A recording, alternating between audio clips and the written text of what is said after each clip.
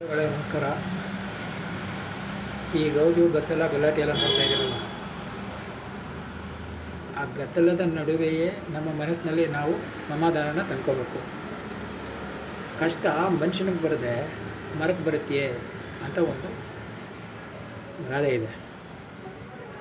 ಹಾಗೆ ಮರಕ್ಕೆ ಕಷ್ಟ ಬಂದಿರೋದ್ರಿಂದ ಮನುಷ್ಯನಿಗೆ ಕಷ್ಟ ಬಂದಿರೋದು. ಇವಾಗ ಎಲ್ಲ ಕಡೆ ಮರನ ಕುಡಿದು ಮನುಷ್ಯನಿಗೆ ಕಷ್ಟ ಬಂದಿದೆ. ಅದು ಮಹಾಪಾಪ. ಅದು ಹೇಗೂ ಇರಲಿ, ಮನುಷ್ಯನಿಗೆ ಅಂದರೆ ಮಾನವ ರೂಪದಲ್ಲಿರುವ ಎಲ್ಲರಿಗೆ, ರೂಪವಂತ ಮಾನವರಿಗೆ ಅಂತಲ್ಲ, ಈಗ ನನ್ನಂಗೆ ಚೆನ್ನಾಗಿಲ್ಲದಿರೋರ್ಗೂ ಕೂಡ ಅನ್ವಯಿಸುತ್ತೆ. ಅಂದರೆ ಮನುಷ್ಯನಿಗೆ ಕಷ್ಟ ಬಂದೇ ಬರುತ್ತೆ ಅಂತ ನಾವೇನು ಅನ್ಕೋತೀವಿ, ಅಯ್ಯೋ ನನಗೆ ಇಷ್ಟು ಕಷ್ಟ, ಬೇರೆಯವರೆಲ್ಲ ನೋಡಿದ್ರೆ ಎಷ್ಟು ಸುಖವಾಗಿದ್ದಾರೆ, ಆ ದೇವರು ನನಗೆ ಯಾಕೆ ಹಿಂಗೆ ಮಾಡ್ದೆ, ಈ ಥರ ಎಲ್ಲ ನಾವು ಅನ್ಕೋತೀವಿ.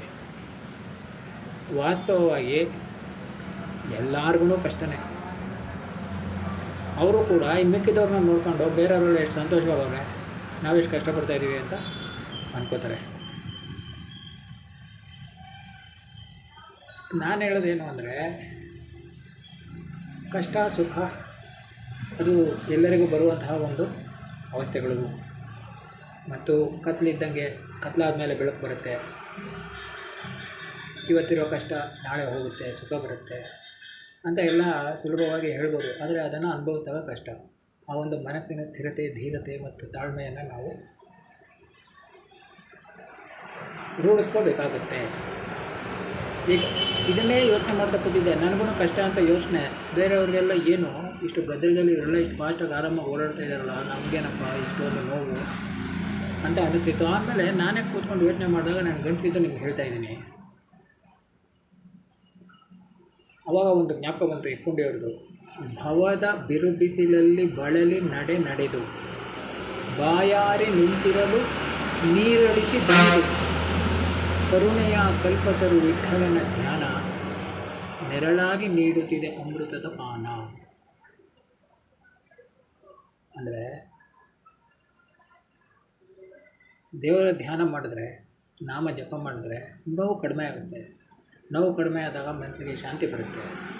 ಮನಸ್ಸಿಗೆ ಶಾಂತಿ ಬಂದಾಗ ಮುಂದೆ ಏನು ಮಾಡಬೇಕು ಅಂತ ತೋರುತ್ತೆ. ಒಂದು ನಾಟಕದಲ್ಲಿ ಹಿರಣ್ಯನವ್ರು ಹೇಳಿದರು, ನೋಡಿರಿ, ಮನುಷ್ಯನಿಗೆ ಎಷ್ಟೇ ಜಾರು ಇಳಿಜಾರು ಬಂದರೂ ಮನುಷ್ಯ ಬೇಜಾರು ಮಾಡ್ಕೋಬಾರ್ದು. ಯಾಕೆಂದರೆ ಬೇಜಾರು ಮಾಡಿಕೊಂಡ್ರೆ ಬುದ್ಧಿ ಓಡೋಗುತ್ತೆ ಅಂತ.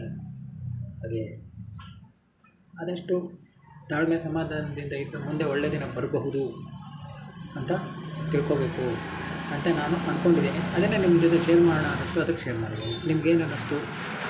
ನಿಮಗೂ ಅಷ್ಟೊಂದು ಕಷ್ಟ ಅಂತ ಇದ್ದರೆ ಬೇಜಾರು ಮಾಡ್ಕೋಬೇಡಿ. ಎಲ್ಲರಿಗೂ ಕಷ್ಟ ಇದೆ.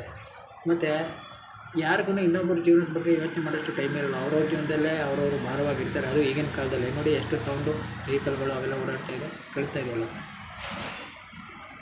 ಹಾಗಾಗಿ ನಿಮ್ಗೇನಾದ್ರು ಈಗ ಬೇಜಾರಾಗಿ ನೋಡುವಾಗ ಬೇಜಾರಾಗಿತ್ತು ಅಂದರೆ ಸ್ವಲ್ಪ ಸಮಾಧಾನ ಮಾಡ್ಕೊಳ್ಳಿ. ಯಾರಾದರೂ ಬೇಜಾರಾಗಿರೋರು ನಿಮ್ಮ ಫ್ರೆಂಡ್ಸು, ಮನೆಯವರು, ಹಿತೈಷಿಗಳು ಯಾರಾದರೂ ಇದ್ದರೆ ಅವ್ರಿಗೆ ಇದನ್ನು ಫಾರ್ವರ್ಡ್ ಮಾಡಿ. ನಿಮ್ಗೆ ಇಷ್ಟ ಆಯಿತು ಅಂದರೆ ವಿಡಿಯೋ ಲೈಕ್ ಮಾಡಿ, ನನ್ನ ಚಾನಲ್ನ ಸಬ್ಸ್ಕ್ರೈಬ್ ಮಾಡಿ. ಧನ್ಯವಾದಗಳು. ಜೈ ಹಿಂದ್, ಜೈ ಕರ್ನಾಟಕ ಮಾತೆ. Thank you.